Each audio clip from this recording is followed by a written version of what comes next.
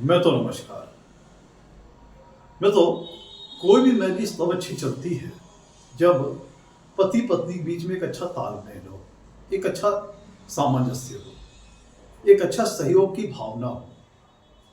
लेकिन हमने देखा है कि आजकल डाइवोर्स के केसेस बहुत ज़्यादा बढ़ गए हैं, या अगर डाइवोर्स नहीं हो रहा है तो मैरिज इस टाइप की मैरिज हो जाती है जिसमें तनाव, कलह, विवाद, या फिर कह लीजिए कि लस्टम पस्टम किसी तरह मैरिज चल रही है। इसे हम हैप्पी मैरिटल लाइफ नहीं कह सकते। तमाम चीजें हैं इसमें। कई बार देखा गया है जैसे गाड़ी के दो पहिए होते हैं, दोनों पहिए जब सही है तभी गाड़ी प्रॉपर चलती है। अरे एक भी पहिया गड़बड़ाया तो अपनी गाड़ी नहीं चल सकती। तो मैरिज के दो अहम पार्ट है, पति और पत्नी। दो लोग अहम रोल निभाते हैं। तो मसला ये है कि अगर एक साइड से भी किसी प्रकार की कोई प्रॉब्लम आती है तो मैरिटल लाइफ एक ब्लेसफुल मैरिटल लाइफ नहीं रहती है। ये प्रॉब्लम पत्नी के साइड से भी आ सकती है, हस्बैंड के साइड से भी आ सकती है।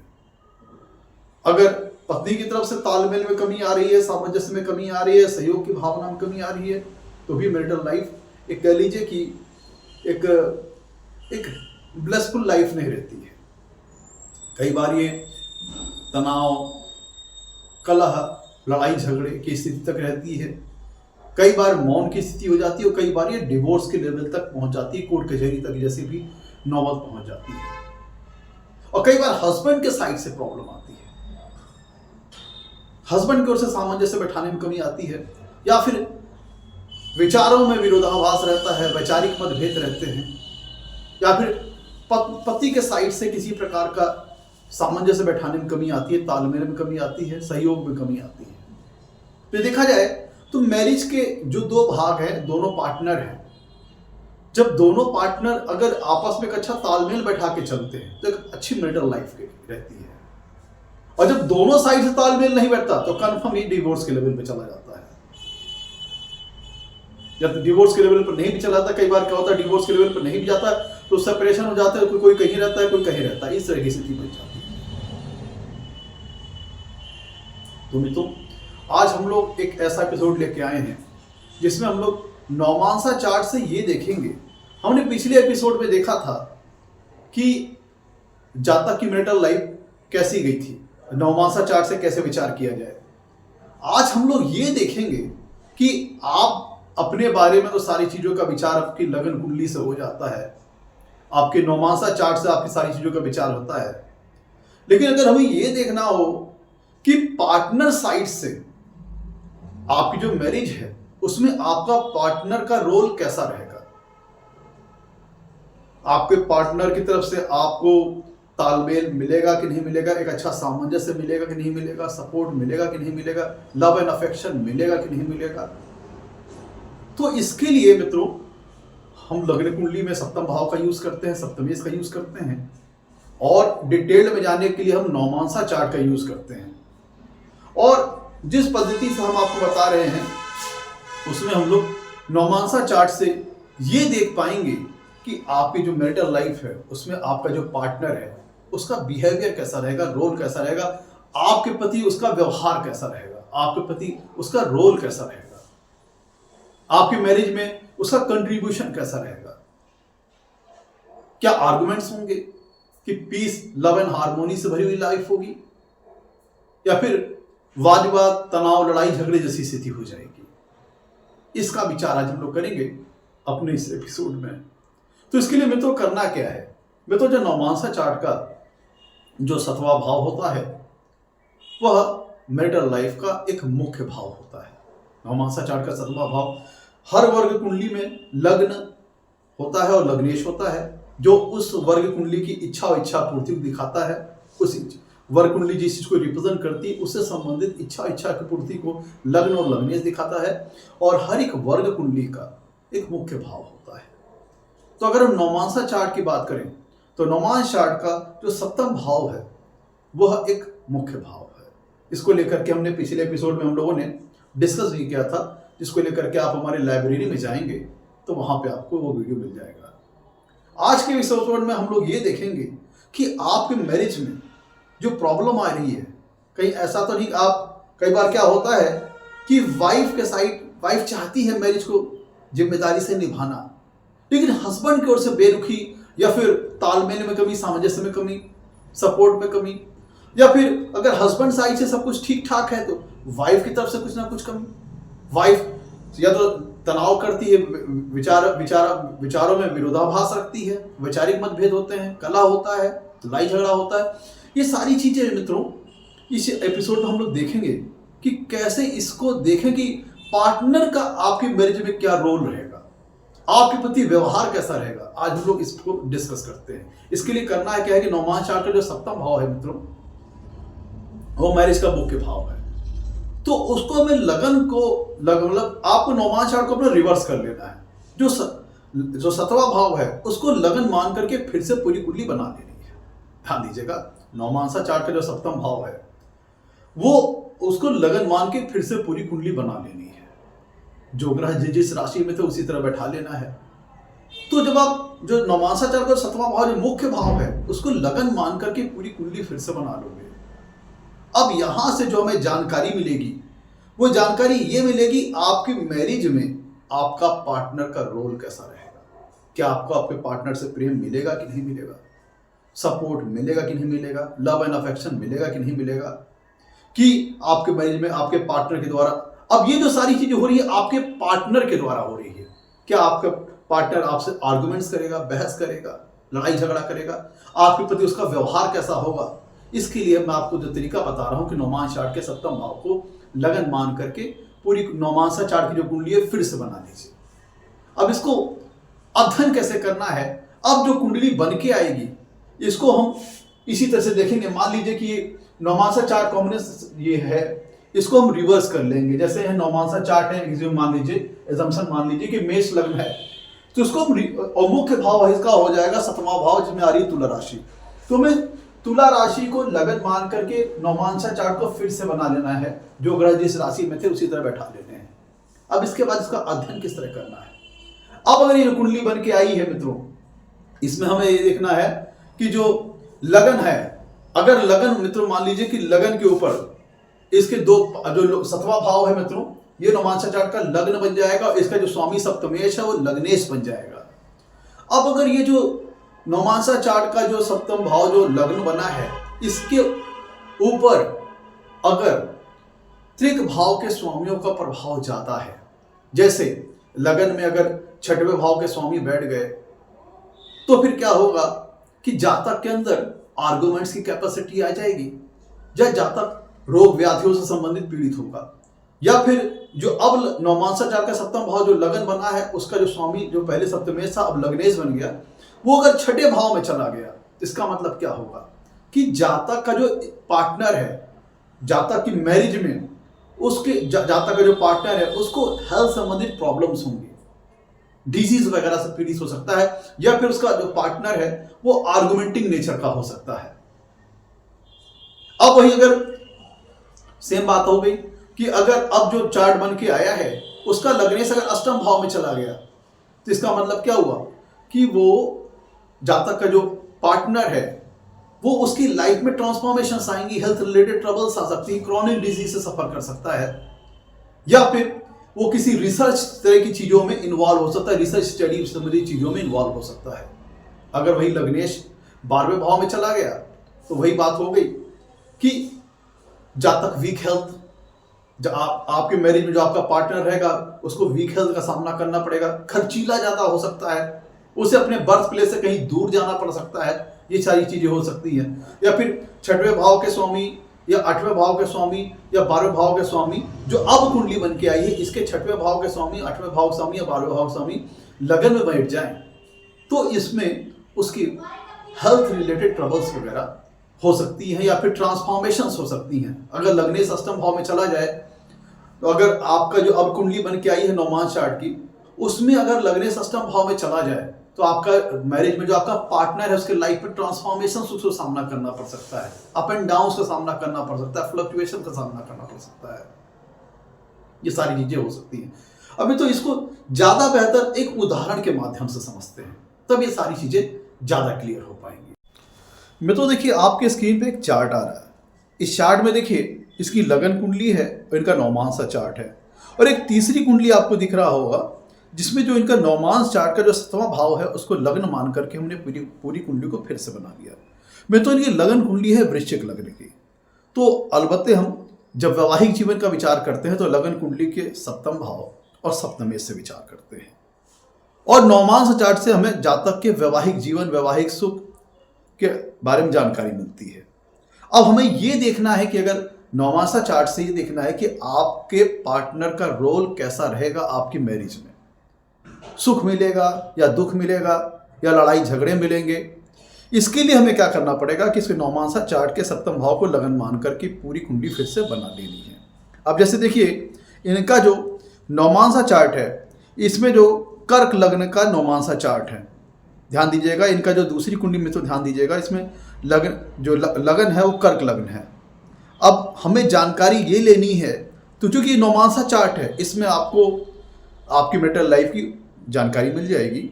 लेकिन अब कई बार चूंकि होता है कि पार्टनर साइड से प्रॉब्लम आती है, पार्टनर नहीं सपोर्ट करता, पार्टनर वैचारिक मतभेद रखता है, तालमेल में कभी पार्टनर के साइड से आ रही है, सामंजस्य में कभी पार्टनर के साइड से आ रही है।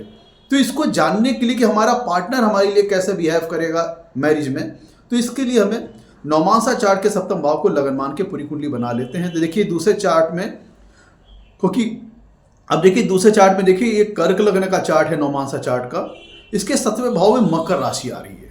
तो जो मकर राशि है मित्रों, ये इस नौमांसा चार्ट का मैरिज को लेकर के मुख्य भाव है। और सप्तमेश कौन हो गए? सप्तमेश हो गए शनि, मकर राशि के स्वामी हो गए शनि। अब इनका ध्यान दीजिए, अब इसमें करना क्या है कि हमने इस नौमांस चार्ट को जस्ट रिवर्स कर दिया। तो जो 7वां भाव था नौमांसा चार्ट का, वो इस नौमांसा चार्ट का मुख्य भाव था जो कि मैरिज से रिलेटेड समस्त प्रकार की जानकारी दे रहा था। अब चूंकि हमें ये जानना है कि मैरिज में हमारा पार्टनर कैसे कंट्रीब्यूट करेगा, तो हमने इस मकर लगन की कुंडली हमने दोबारा फिर से बना ली। मकर लगन की कुंडली हम देखिएगा फिर से बना ली। आप ऐसे भी कह सकते हैं कि हमने नौमांसा चार्ट के 7वें भाव को रिवर्स कर दिया, मतलब 7वें भाव को लगन मान के फिर से पूरी कुंडली बना ली। तो जिसका 7वां भाव और सप्तमेश शनि जो थे, अब वो इस तीसरी कुंडली में आप देखेंगे लग्न और लग्नेश बन जाएंगे। अब ध्यान दीजिएगा मित्रों, जो तीसरी कुंडली आप देख रहे हैं इसका जो लग्न और लग्नेश हैं, अगर लग्न के ऊपर बहुत ज़्यादा त्रिक भाव के स्वामियों का प्रभाव आ जाए तो ये आपके पार्टनर, अगर मान लीजिए 6वें भाव के स्वामी का प्रभाव आता है तो ये जातक के स्पाउस का आर्गुमेंटिंग नेचर होने का, आपका जो पार्टनर है उसका आपकी मैरिज में अगर आप देखोगे तो उसका ये जो पहला भाव बना, यहाँ पे जो तीसरी कुंडली का पहला भाव बना, वो उसकी हेल्थ से संबंधित जानकारी देगा। जैसे अगर यहाँ पे 6वें भाव के स्वामी बैठ जाएं तो जातक आर्गुमेंटिंग नेचर का हो सकता है, सर्विस ओरिएंटेड हो सकता है, या फिर लग्नेश 6ठे भाव में चला जाए तो आपका जो पार्टनर है, आपकी मैरिज में जो आपका पार्टनर रहेगा उससे हेल्थ संबंधित प्रॉब्लम्स आ सकती हैं, डिजीज वगैरह हो सकती हैं, या फिर वीक हेल्थ हो सकती है। और वहीं पे अगर इसमें देखिए अगर 8वें भाव के स्वामी इस तीसरी कुंडली में देखिएगा लगन पे आकर बैठ जाएं तो ये आपके मैरिज लाइफ में जो आपका पार्टनर है ये इंडिकेट करता है कि उसकी लाइफ में ट्रांसफॉर्मेशंस वगैरह आएंगे, अप एंड डाउन्स करना पड़ेगा, या फिर फ्लक्चुएशंस वगैरह आएंगे, ट्विस्ट एंड टर्न्स उसकी लाइफ में आ सकते हैं, या फिर जातक रिसर्च ओरिएंटेड विषयों में अध्ययन करने वाला हो सकता है, या फिर उससे संबंधित काम करने वाला हो सकता है, ऑकल्ट साइंस में उसकी रुचि वगैरह हो सकती है। और मित्रों, या फिर 12वें भाव के स्वामी लगन में बैठ जाए तीसरी कुंडली में तो क्या होगा? ये तीसरी कुंडली में ध्यान दिए, मैं रिपीट कर रहा हूँ, नौमांसा चार्ट का जो 7वां भाव था वो लगन मान करके हमने फिर से पूरी कुंडली बना ली है।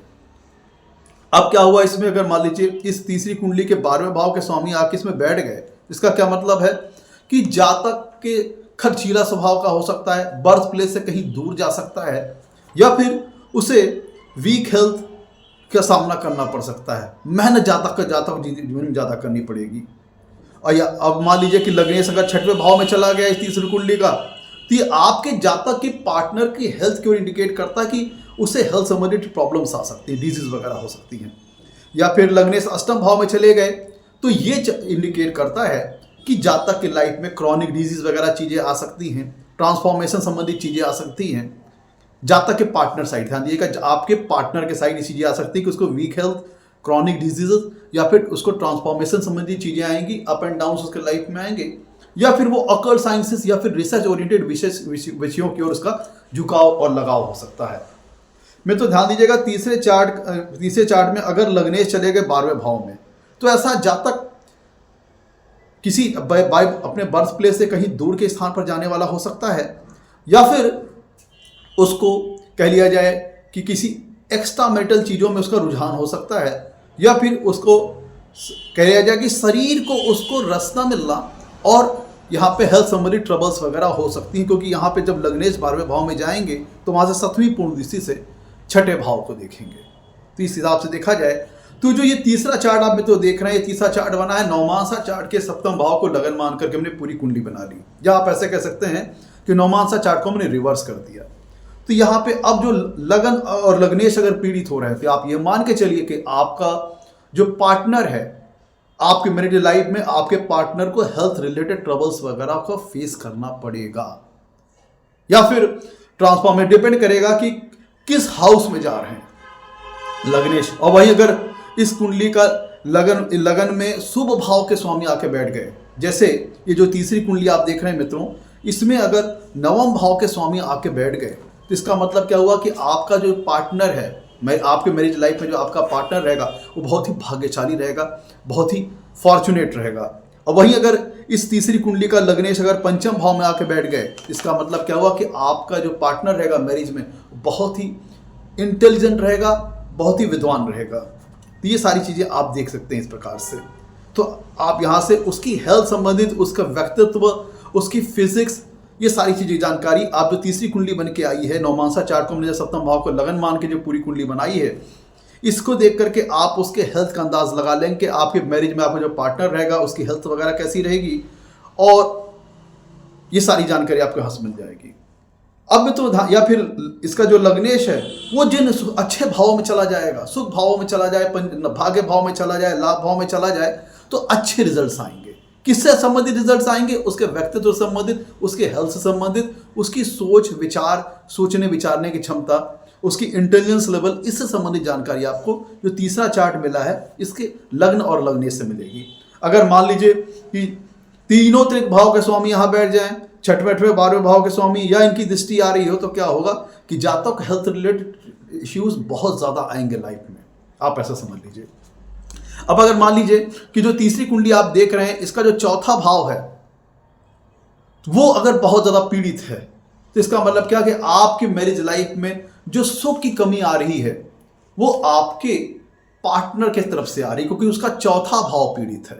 ध्यान दीजिएगा, जो तीसरा चार्ट बन के आया है, इसका अगर चौथा भाव पीड़ित है या इसके स्वामी चतुर्थेश पीड़ित हैं, तो आपकी मैरिज में जो सुख की कमी आ रही है वो आपके पार्टनर की तरफ से आ रही है, क्योंकि उसकी जो कुंडली, आप जो तीसरी कुंडली देख रहे हैं जो कि बनी है नौमांसा चार्ट के जो 7वां भाव, जो उसका मुख्य भाव होता है, उसको लगन मान कर हमने कुंडली बनाई है। इसका अगर जो तीसरी कुंडली का चौथा भाव पीड़ित हुआ या इसके स्वामी पीड़ित हुए, तो ये इंडिकेशन है कि आपके पार्टनर के साइड से ट्रबल आ रही है, जिसके चलते आपको मैरिज लाइफ में सुख नहीं मिल पा रहा है या सुख में कमी आ रही है। जो भाई सेम चीज करना है, और अगर ये चौथे भाव का स्वामी अच्छी स्थिति में है, चौथा भाव अच्छी स्थिति में है, तो आपको मैरिजल लाइफ में आपके पार्टनर की तरफ से फुल कोऑपरेशन, फुल सपोर्ट मिलेगा। इसका मतलब ये हुआ कि अगर आपका भी नौमांसा चार्ट का चौथा भाव अच्छा है, आपके पार्टनर का भी, जो आपकी जो तीसरी कुंडली देख रहे हैं इसका जो चौथा भाव है, इसमें अगर चौथा भाव अच्छा है, जो कि बना है नौमांसा चार्ट के 7वें भाव को मुख्य भाव मान करके हमने लगन मानकर पूरी कुंडली बना ली है, इसका अगर चौथा भाव इसके स्वामी यहाँ पे अच्छी स्थिति में है, तो इसका मतलब यह है कि आपके पार्टनर आपको मैरिटल लाइफ में फुल कोऑपरेट करेंगे, फुल सपोर्ट करेंगे, और उनकी वजह से आपको एक अच्छा सुख मिलेगा मैरिटल लाइफ में। लेकिन अगर ये चौथा भाव या चतुर्थेश पीड़ित हो गए तीसरी कुंडली के, तो आपके पार्टनर की तरफ से प्रॉब्लम आ रही है, जिसके चलते आपको मैरिटल लाइफ में सुख नहीं मिल पा रहा है या सुख में कमी आ रही है। वो आप तीसरी कुंडली जो देख रहे हैं मित्रों, इसका अगर 5वां भाव या पंचमेश पीड़ित हुए, तो इसका मतलब क्या है कि आपके मैरिटल लाइफ में जो एक लव, पीस एंड हार्मोनी की कमी आ रही है, लव एंड अफेक्शन की कमी आ रही है, वो आपके पार्टनर की तरफ से आ रही है। क्योंकि ये जो तीसरी कुंडली का जो 5वां भाव है, ये दर्शा रहा है कि आपकी मैरिज में जो आपका पार्टनर है, उनका जो 5वां भाव है वो निगेटिवली इफेक्ट हो रहा है। अगर इस आप जो तीसरी कुंडली देख रहे हैं, इसका जो 5वां भाव है, इसका वो अगर 5वां भाव या पंचमेश पीड़ित हुए, तो वो आपका जो पार्टनर के साइड से प्रॉब्लम आ रही है, जिनके चलते आपको मैरिटल लाइफ में प्रेम नहीं मिल पा रहा है, या लव में कमी आ रही है, अफेक्शन में कमी आ रही है। और ये आप ध्यान रखिएगा, रिमेंबर कीजिएगा, जो कुंडली बनी है नौमांसा चार्ट 7वां भाव जो कि मुख्य भाव है, उसको लगन मान करके कुंडली बनाई गई है, जिसके चलते अब हमें पार्टनर साइड से संबंधित जो इन्फॉर्मेशन हमारी मैरिज में वो हमको मिल रही है। अब अगर ध्यान दीजिएगा, अब वहीं पे अगर पंचमे छठे भाव में चले गए, मान लीजिए तीसरा कुंडली, एक उदाहरण दे रहा हूं कि अगर जो तीसरी कुंडली देख रहे हैं वो आप अपनी नौमांसा चार्ट को रिवर्स करके देखिएगा कि अगर उसका जो पंचम भाव का स्वामी अगर छठे भाव में चले गए तो प्रेम तब्दील हो गया किसमें, लड़ाई झगड़े में, आर्गुमेंट्स में तब्दील हो गया। ध्यान दीजिएगा, आप अपने नौमांसा चार्ट के सप्तम भाव को लगन मान के पूरी कुंडली बना लीजिए। अगर वहां पे अगर छठवें भाव के स्वामी पंचम भाव में आ गए या पंचम भाव के स्वामी छठे भाव में चले गए तो प्रेम में क्या होगा, आर्गुमेंट्स होंगे, ब्रेकअप्स आ सकते हैं, ये सारी चीजें हो सकती हैं। ध्यान दीजिएगा, तो ये सारी चीजें होंगी। और वहीं पे अगर मान लीजिए कि जो नौमांसा चार्ट आप जो तीसरी कुंडली देख रहे हैं, जिसको हमने सप्तम भाव को लगन मान के बनाया है, इसका सप्तम भाव असप्तमेश ये आपको इंडिकेट कर रहा है। ध्यान दीजिएगा, जो नौमांसा चार्ट को मैंने जो तीसरी कुंडली बनाई है, जिसमें सप्तम भाव को लगन मान के पूरी कुंडली बनाई है, इसमें जो लगन लग्नेश है वो आपके पार्टनर की हेल्थ संबंधित जानकारी देगा, और जो ये 7वां भाव सप्तमेश है वो आपकी जानकारी देगा। अब यहाँ पे अगर मान लीजिए कि ये जो 7वां भाव का 7वें भाव में आके छठे भाव के स्वामी बैठ गए इस तीसरी कुंडली के, तो ये इंडिकेट करेंगे कि आपके मैरिज लाइफ में जो आपका पार्टनर है वो आपसे आर्गुमेंट करेगा, या आपसे लड़ाई झगड़े करेगा, या वैचारिक मतभेद रखेगा। या आप ऐसे समझ लीजिए कि 7वें भाव का स्वामी अगर छठे भाव में आ जाए इस तीसरी कुंडली का, तो भी इसका मतलब ये होता है कि आपका पार्टनर आपके प्रति आर्गुमेंट्स या फिर वाद विवाद, डिस्प्यूट, ये सारी चीज़ों का सामना आपको अपनी मैरिज लाइफ में करना पड़ेगा, जो कि आपके पार्टनर की तरफ से होगी। अगर ये जो तीसरी कुंडली आप देख रहे हैं, इसका अगर सप्तमेश छठे भाव में आ गया तो आज छठे भाव में कौन आ गया, आप चले गए, क्योंकि ये जो तीसरा कुंडली बना है ये आपके पार्टनर से संबंधित जानकारी दे रही है। इसका अगर 7वां भाव अगर त्रिक भाव के स्वामियों से पीड़ित हो गया तो ये हेल्थ संबंधित टेबल्स, ट्रांसफॉर्मेशंस, ये सारी जानकारी देगा। अगर इसका सप्तमेश आ गया छठे भाव में तो ये क्या क्या, आपका पार्टनर आपसे आर्गुमेंट करने वाला होगा, लड़ाई झगड़े करने वाला हो सकता है, डिस्प्यूट, वाद विवाद करने वाला हो सकता है। अब वही जो तीसरा चार्ट देख रहे हैं, इसका 7वें भाव का स्वामी जो कि आपकी जानकारी दे रहा है, और लगन आपके पार्टनर की जानकारी दे रहा है। तो अगर ये सप्तमेश अष्टम भाव में चला गया तो इसका मतलब क्या हुआ, इसका मतलब ये हुआ कि आपकी साइड से आपका जो पार्टनर है वो आपको लेकर के जो ये होगा कि वो सीक्रेट रिलेशन में जा सकता है। तो ध्यान दीजिएगा, अष्टम भाव जो होता है सीक्रेसी का होता है, गोपनीयता का होता है। आप ध्यान दीजिएगा, जो नौमांसा चार्ट का जो 7वें भाव है, ये अगर त्रिक भाव के स्वामियों से प्रभावित हो या इनमें त्रिक भाव के स्वामी आके बैठ जाएं तो ये एक्स्ट्रा मैरिटल अफेयर, तनाव, लड़ाई झगड़ा, तलाक, इनसे जैसी इंफॉर्मेशन देता है। अब अगर ये नौमांसा चार्ट की जो तीसरी कुंडली देख रहे हैं, इसका अगर सप्तमेश अष्टम भाव में आ गए तो ये अष्टवां भाव 7वां भाव आपकी सेक्सुअल लाइफ का है, आपकी फिजिकल इंटीमेसी का है, इंटरकोर्स का, ये सारी चीज़ों का है। इसका स्वामी अगर अष्टम भाव में आ गया तो ये एक्स्ट्रा मैरिटल चीज़ों की तरफ अफेयर करता है, इंडिकेशन देता है। एक्स्ट्रा मैरिटल अफेयर, अवैध संबंध, इन संबंधित चीज़ों की तरफ भी जानकारी देता है। अब अगर मान लीजिए कि सप्तमेश जो तीसरी कुंडली आप देख रहे हैं, इसका अगर सप्तमेश छठे भाव में आ जाए, यहाँ से सप्तम पूर्ण दृष्टि से 12वें भाव को देखागा, और 12वां भाव भी मित्र जो उनकी दृष्टि जाएगी वो भी एक्स्ट्रा मैरिटल अफेयर जैसी चीज़ों की इंडिकेशन दे सकता है। किसके तरफ से, आपके पार्टनर की तरफ से। ध्यान दीजिएगा।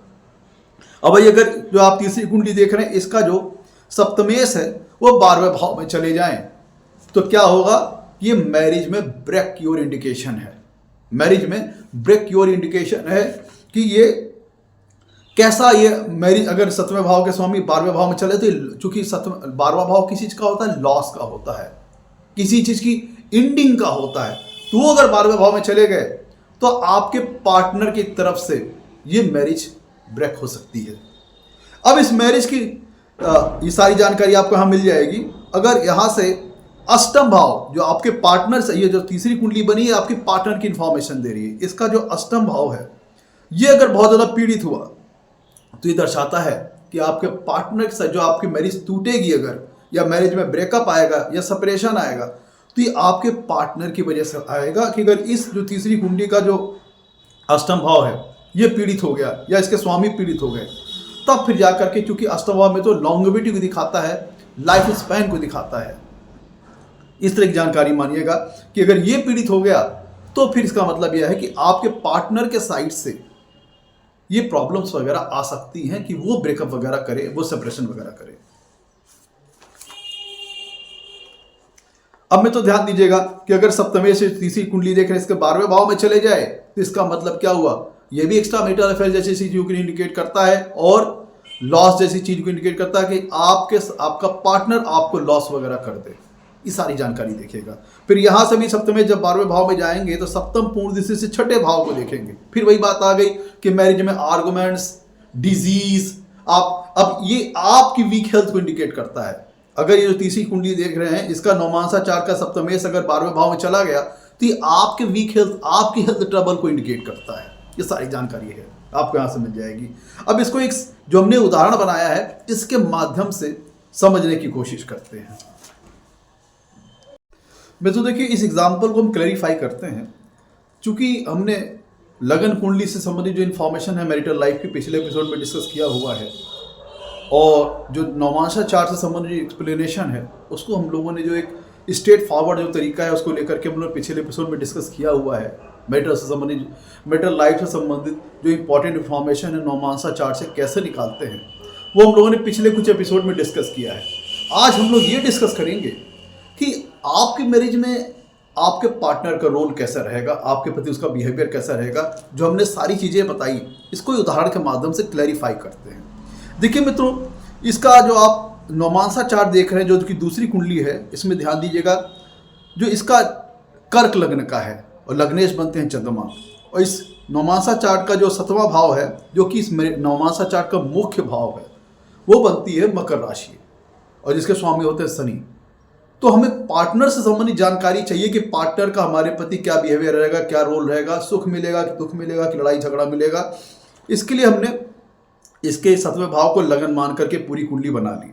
अब देखिएगा जो मकर राशि थी उसको हमने मकर राशि थी 7वें भाव में आ रही थी, इसको हमने लगन मान के पूरी कुंडली नौमांसा चार्ट की फिर से बना ली। अब देखिएगा इनकी इस कुंडलियों को ध्यान दीजिएगा। इनकी कुंडली में आप जो लगन देखिए कहाँ लग्नेश कहाँ बैठे, इस कुंडली में लग्नेश कौन बने, शनि, वो कहाँ बैठे हैं 11वें भाव में। और कितने ग्रहों के साथ बैठे हैं, बुध के साथ बैठे हैं। बुध किन भावों के स्वामी हैं, बुध यहाँ पे छठे भाव के स्वामी हैं और नवम भाव के स्वामी हैं। और किस तो मतलब बुध छठे भाव का भी स्वामित्व रखते हैं और नवम भाव का भी स्वामित्व रखते हैं। और इनके साथ बैठा कौन है, इनके साथ बैठे हैं सूर्य बैठे हैं। सूर्य किस भाव के स्वामी हैं, अष्टम भाव के स्वामी हैं। और इनके साथ कौन बैठा है, चंद्रमा, चंद्रमा किस भाव के स्वामी हैं, सप्तम भाव के स्वामी हैं। तो ये जो 7वां भाव है अब ये आपकी इंफॉर्मेशन दे रहा है। तीसरी कुंडली में जो 7वां भाव है ये और सप्तमे जो है आपकी इंफॉर्मेशन देंगे। तो शनि की युति हो गई चंद्रमा के साथ भी। और यहाँ पे आप ध्यान दीजिएगा यहाँ पे बैठा कौन है, केतु बैठा है जो सबको एफ्लिक्शन दे रहा है। तो ये चारों ग्रह जो है ये राहु केतु एक्सिस पे है, राहु केतु द्वारा एफ्लिक्टेड है। अब इसमें देखिए शनि अपने परम शत्रु ग्रह सूर्य के साथ बैठे हैं और चंद्रमा के साथ बैठे हैं। और इसमें एक ध्यान दीजिएगा कि लग्नेश और सप्तमेश की युति इस कुंडली के 11वें भाव में हो रही है। तो इस कुंडली के जो सप्तमेश है वो उपचय भाव में है, 11वें भाव में, ध्यान दीजिएगा। और इसमें लग्नेश और सप्तमेश की युति होती है। तो जब आप जानते हैं लग्नेश और सप्तमेश की युति होती है तो ये सेंसुअलिटी को बढ़ाती है, जिसे हम अगर साधारण भाषा में कहें, योगों की भाषा में कहें तो एक बहु स्त्री योग या फिर कहें मल्टीपल रिलेशन जैसी चीज़ों को एक ये इंडिकेशन है। Multiple relation, more than one relation की ओर ये इंडिकेट करता है। अब ध्यान दीजिएगा, अब यहाँ पे शनि चंद्र युति बन रही है, शनि सूर्य युति बन रही है, तो विरोधाभासी जो ग्रह हैं उनकी युतियां बन रही हैं और इसमें राहु केतु का एफ्लिक्शन भी आ रहा है। अब इसमें ध्यान दीजिएगा कि ये जो शनि के साथ जो ग्रह बैठे हैं, शनि के साथ छठे भाव का भी स्वामी है, अलबत्ते वो नवम भाव के स्वामी भी हैं, लेकिन सूर्य भी बैठे हैं जो कि अष्टम भाव के स्वामी हैं।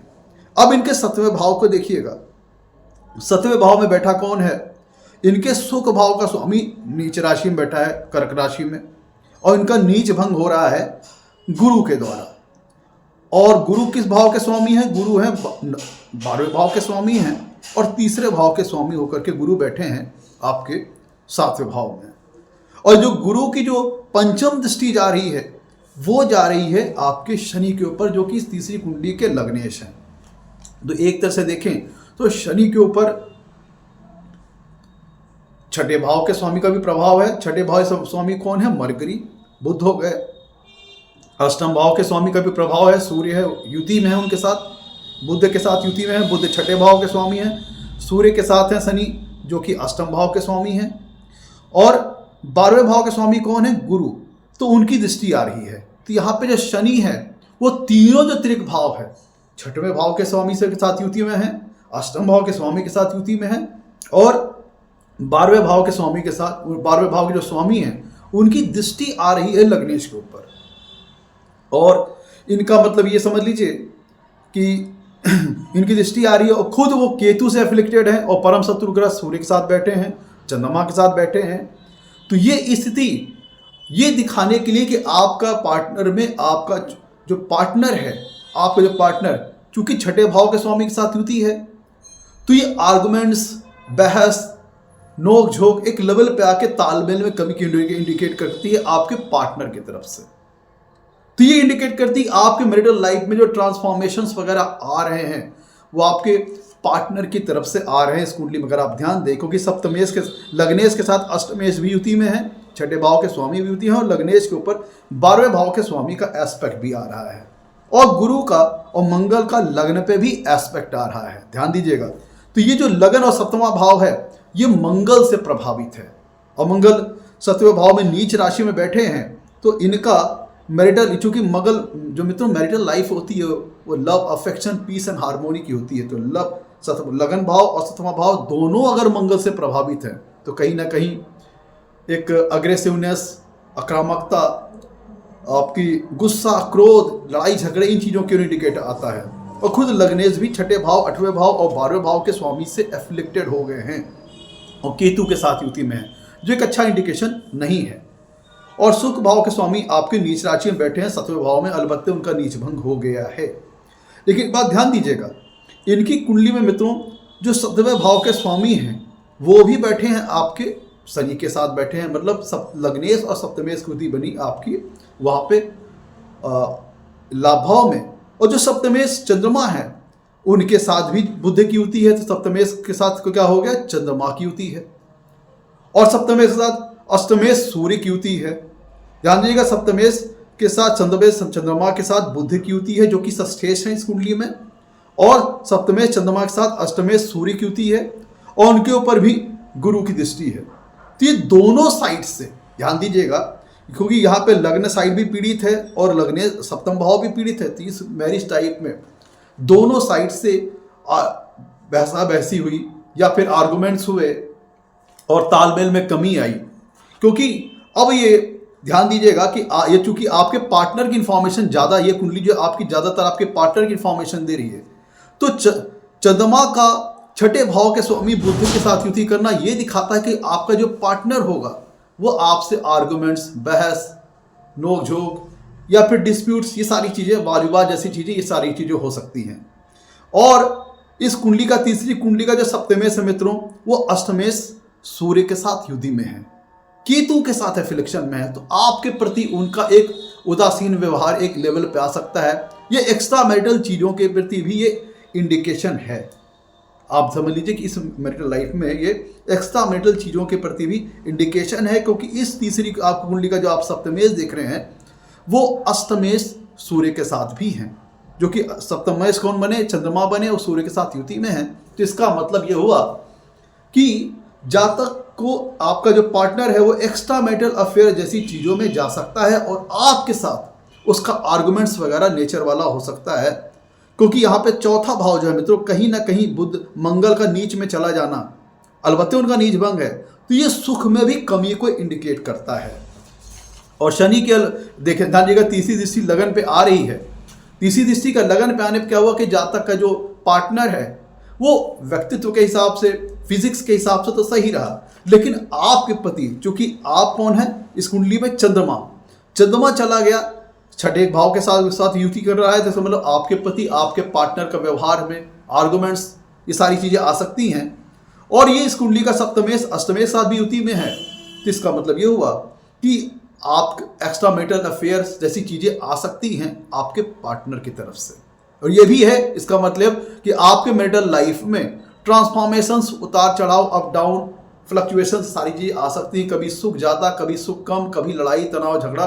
तो कुल मिलाकर के और ये चारों ग्रह केतु से एफिलिक्टेड है, तो ये दर्शाता है कि कहीं ना कहीं जाकर के आपकी कुंडली में इस बात का इंडिकेशन है कि लव, पीस एंड हार्मोनी से भरा हुआ मैरिटल लाइफ नहीं रहेगी। एक लेवल पे आकर के इस रिलेशन में ब्रेकअप्स वगैरह हो सकते हैं। हम इसको और कंफर्म कर सकते हैं, ऐसे कंफर्म कर सकते हैं मित्रों, ध्यान दीजिएगा कि आप इस कुंडली का पंचम भाव देखिए, तीसरी कुंडली का। इस पंचम भाव के जो स्वामी हैं वो बनते हैं शुक्र, और शुक्र कहाँ चलेगा? छठे भाव में।